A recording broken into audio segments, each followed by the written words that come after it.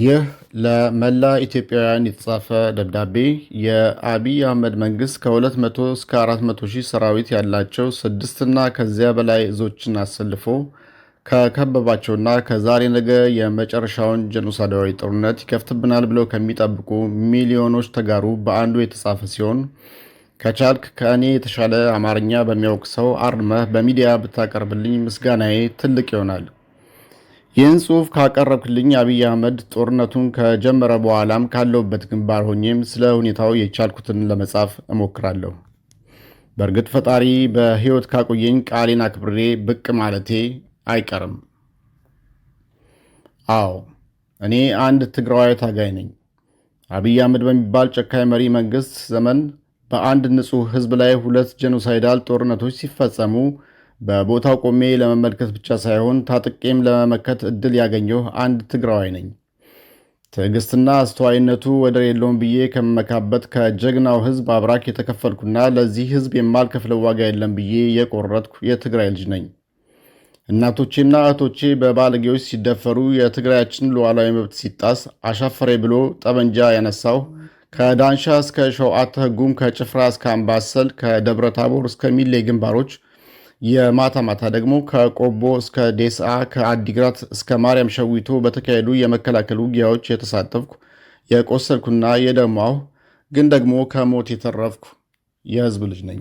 አሁን ደግሞ እናትና እህቶቼን በጠመንጃም በወንድ ብልትም ሊደፍር የጦርነት ነጋሪ በመጎሰም ላይ የሚገኘውን አብይ አህመድና እያከተተው የሚገኘውን ሰራዊቱን እንደገና ገጥሞ ለማሳፈር የተነሳው የሚቃጣብንን ሁለተኛውን ጄኖሳይዳዊ ጦርነት ለመመከትና ይህን አጋጣሚ የአብይና የብልጽግና ዘመን ማክተሚያ የአዲስ ዘመን ማብሰሪያ ለማድረግ የተዘጋጀው ወጣት ነኝ።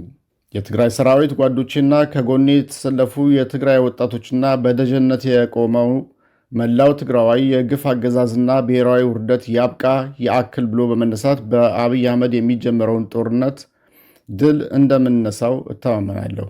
ምክንያቱም እኛ ግፍና በደልን በማስወገድና እንደ ትግራዋይ ራሳችንን አስከብረን ለመኖር እንጂ ማንንም አንበርክከን ለመግዛት የምንታገል ባለመሆናችን ነው። ይህንን ጦርነት የሚከፍትብን የብልጽግና ተብዬው አገዛዝ ደግሞ ከውጭ ግብፅ፣ ድርቡሽና ጣሊያን፣ ከሀገር ውስጥ ደግሞ አህዳውያን ገዢዎች በየዘመኑ እየተፈራረቁ ሊያጠፉት ሞክረው ያልተሳካላቸውና ትግራዋይ እንደገና በሁለተኛው ጄኖሳይዳዊ ጦርነት ከምድረገጽ ለማጥፋት አስቦ የሚዘምትብን የዘመኑ ጥቁር ሂትለር አብይ አህመድም ስለማይሳካለት ነው።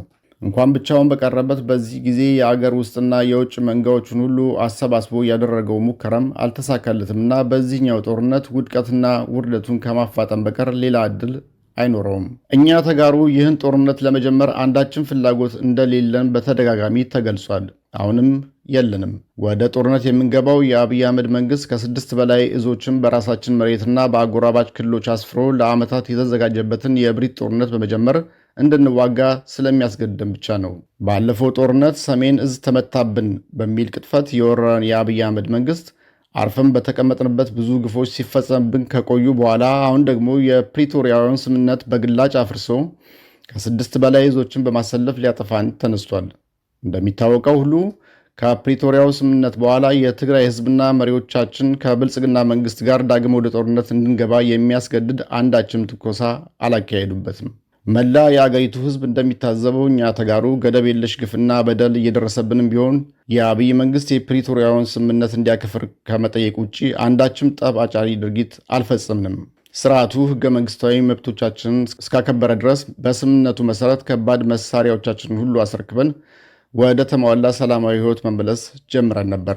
ከብልጽግና የማረክናቸውን ከባድ መሳሪያዎች እጁን እያነሳ ላስረከበን ጦረኛ መንግሥት የመለስነውን በሰላም ለመኖር ጽኑ ፍላጎት ስላለን ነው።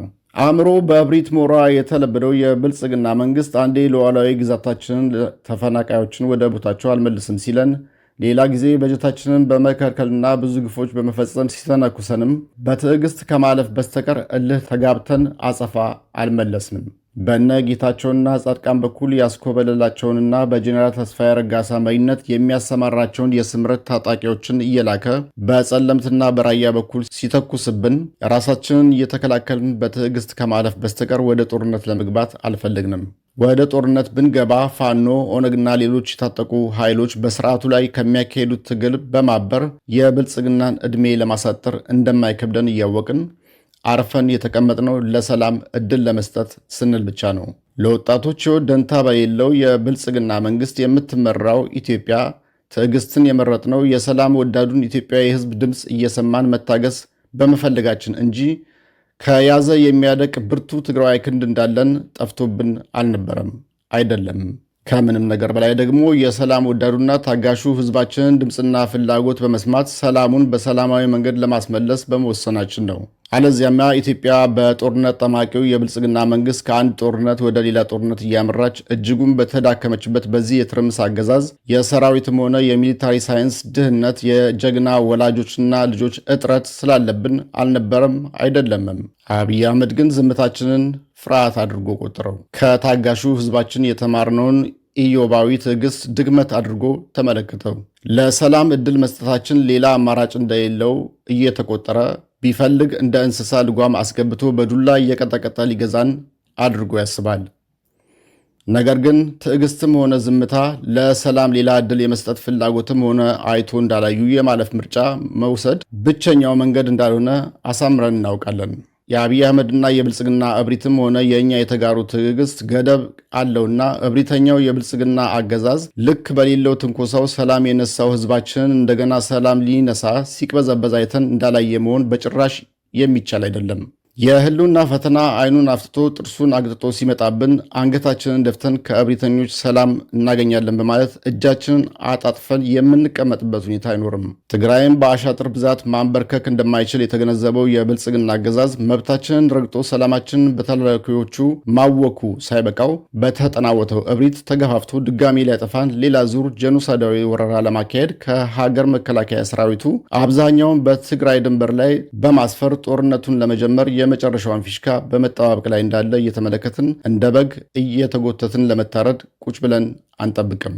የግፍ ክምር የሚያጠግበው አብይ አህመድ ራሱም እንዳመነውና ሊደብቀውም እንደማይችለው በአማራ ክልል የገጠመውን ፋኖ መር የታጠቀ ምከታ መቋቋም አቅቶት እያለ ትግራይን ካጠፋው በሚል ከንቱ ሐሳብ ሰራዊቱን ከአንዳንድ የአማራ ክልል ወረዳዎች አውጥቶ ትግራይን ለመውረር በተጠንቀቅ አስቁሞታል። የኦሮሚያን ሚሊሻና ልዩ ኃይል ወደ ትግራይ ባልመለሳቸው የትግራይ ግዛቶች ላይና በአዋሳኝ የአማራና የዋግ መሬቶች ላይ አስፍሮታል። የአሁኑን ጄኖሳይዳል ጦርነት ለመጀመር ምክንያት ሲያጣ በትግራይ ሰሜናዊ ድንበር በኩል ዳር ድንበሬን አስከብራለሁ የሚል ሰንካላ ምክንያት እያስነገረ ሊወረን የመጨረሻ ጫፍ ላይ ደርሷል። እንደገና እናትና እህቶቻችንን ሊያስደፍር፣ እንደገና ምዕመናንና የእምነት አባቶችን ሊረሽን፣ እንደገና ሕፃናት ወጣቶችንና አረጋውያንን ሊፈጅ፣ እንደገና ታሪካዊ ቅርሶቻችንን ሊዘርፍና ሊያወድም ከ6 በላይ እዞችና በርካታ ሜካናይዝድ ኃይል ከዚያም አልፎ ቁጥሩ የማይታወቅ ድሮንና የጦር አይሮፕላን አንድም ጥይት ባልተኮሰችበት ትግራይና ልጆቿ ላይ አሰልፎብናል። በከሃዲው ጄኔራል ጻድቃን አማካኝነት ተማምኖ ጦርነቱ አንድ ወርም አይወስድም በሚል ስሌት የመጨረሻውን የተኩስ ትዕዛዝ ሊሰጥ 11ኛው ሰዓት ላይ ደርሷል። ለእኛ ብዙ ወረራዎችን በመመከት ህልውናችንን የማረጋገጥ ልምድ ላለን ተጋሩ የዚህን ጦርነት ውጤት አስቀድመን መገመትም ማወቅም የሚከብድ አይሆንም። ይህኛው ዙር ወረራ የብልጽግና አገዛዝ መጨረሻ እንደሚሆን በ10 ጣታችን እንፈርማለን። ጦርነቱ አንዴ ከተጀመረ የብልጽግና አገዛዝ መጨረሻ የሚሆንባቸው በርካታ ምክንያቶች አሉ። የመጀመሪያው ምክንያት ላለፉት 7 ዓመታት በኦሮሚያና በአማራ ህዝቦች ላይ በፈረቃ ጦር ቢሰብቅም የሁለቱንም ክልሎች አማጽያን ማሸነፍ ያልቻለውና እጅግ የተዳከመው የብልጽግና መንግስት ከእነዚህ ህዝባዊ ትግሎች በተጨማሪ በትግራይ ላይ በሚከፍተው አዲስ ጦርነት ህዝቡና ራሱን ለመከላከል የሚሰለፈውን የትግራይ ሰራዊት የመቋቋም ብቃት ፈጽሞ የሌለው መሆኑ ነው። ከ5 ዓመታት በፊት አባሪ ተባባሪዎቹን ሁሉ አስከትቶ ትግራይን ለማጥፋት ባደረገው ወረራ ያልተሳካለት ብልጽግና ዛሬ ብቻውን በቆመበት ወቅት ለሳምንታትም ሊዋጋ የሚችልበት አቅም የለውም። አገር ሊጠብቅ በዳር ድንበር መስፈር የነበረበትን የመከላከያ ሰራዊቱን ለ7 እና 8 ዓመታት ከአንድ ጦርነት ወደ ሌላው የማገደ ይበልጥ አዳክሞታል። እጅግ በተዳከመውና ሞራሉ በላሸቀው በተመናመነው ሰራዊቱ ልምድ የነበረውን ወታደሩን አስጨርሶ በለብ የሰለጠነ ግራ የተጋባና ሞራሉ የላሸቀ ወታደር ብቻ ይዞ ቀርቷል። ከከፍተኛ ጀኔራሎች እስከ መስመራዊ መኮንኖች በሙስና የተዘፈቁ የዘረፉትን ገንዘብ የት እንደሚደብቁ እንጂ ለሰራዊቱ ሕይወትና ደህንነት ግድ የሌላቸው በመሆናቸው እነርሱን አምኖ የሚዋጋ ወታደር ይኖራል ብሎ የማይጠበቅ ነው። ለልጆቻቸው ሰርግ በ100 ሚሊዮን እያወጡ የሚደግሱት የብልጽግና መሪዎች መሪዎችና ወታደራዊ አዛዦች እንኳን አሁን ሁሉም ነገር ፈራሶባቸው የሚይዙት የሚጨብጡት ባጡበት የተሻለ ነበርን በሚሉበት ትላንትም ያረጋገጡት አንድም ወታደራዊ ድል አልነበረም። ለእኛ ለተጋሩ እነዚህ ምክንያቶች ብቻቸውንና ብልጽግና በሚጭረው ጦርነት ተለብልቦ እንደሚጠፋ ለማረጋገጥ በቂ ናቸው። የማይቀረውን ወረራ ሲጀምሩት የዓላማ ትክክለኛነትና ጽናት፣ የወታደራዊ ሳይንስ ዕውቀትና ልምድ ይዞ በሚመከታቸው የትግራይ ሰራዊት እጅ ደግሞ የጨዋታው ግና ውጤቱ የተለየ መሆኑ የማይቀር ነው። የትግራይ ሰራዊት ከተገፋው የትግራይ ህዝብ መብትና ፍትሐዊ ጥያቄዎች የሚነሳ ዓላማ አንግቦ ህዝቡን ከጥቃት ለመከላከል የሚዋጋ ሰራዊት ነው። ብልጽግና የፈለገውን ያህል ቢታጠቅ የሚችለውን ወታደር ቢያሰልፍ የትግራይ እናቶችና እህቶችን የሚደፍር አንድም ሰራዊትን የትግራይ መሬትን ረግጦ ውሎ እንዳያድር ለማድረግ የሚያስችል ብቃት የፈጠረ ሰራዊት ነው። ሁሌም በላቀ ወታደራዊ ብቃታቸው የሚታወቁት የሰራዊታችን አዛዦች የህዝባቸውን ችግር እያስታመሙ ጦርነት ወዳዱ ብልጽግና ለሚለኩሰው አይቀሬ ጦርነት የወላጆቻችንን ትዕግስት ተላብሰው ከህዝባቸው ጋር እጅና ጓንት ሆነው ሲዘጋጁ ቆይተዋል። ብልጽግና ቅጥረኛና ዓላማ ቢስ ሰራዊቱን ላለፉት 7 ዓመታት ከዛላምበሳ እስከ ነጌሌ ቦረና ከሶማሌ እስከ ጎንደር እያንቀሳቀሰ እረፍት ሲነሳው፣ ሰራዊታችን ግን ላለፉት 3 ዓመታት ከማንኛውም ግጭትና ጦርነት ተደብቆ ራሱን በትዕግስትና በጥበብ ሲገነባ ቆይቷል። በዚህኛው ግጥሚያ የብልጽግናውን ወረራ የምንመክተው ጄኔራል ጻድቃን ወደ ብልጽግና ከመግባቱ በፊት እንደገለጸው 4000 ብቻ የታጠቀ ልዩ ኃይል ወይም የወጣት ማህበር ይዘን ሳይሆን ሙሉ ወታደራዊ ቁመና ያላቸው በርካታ ወታደራዊ እዞችን አሰልፈን ነው።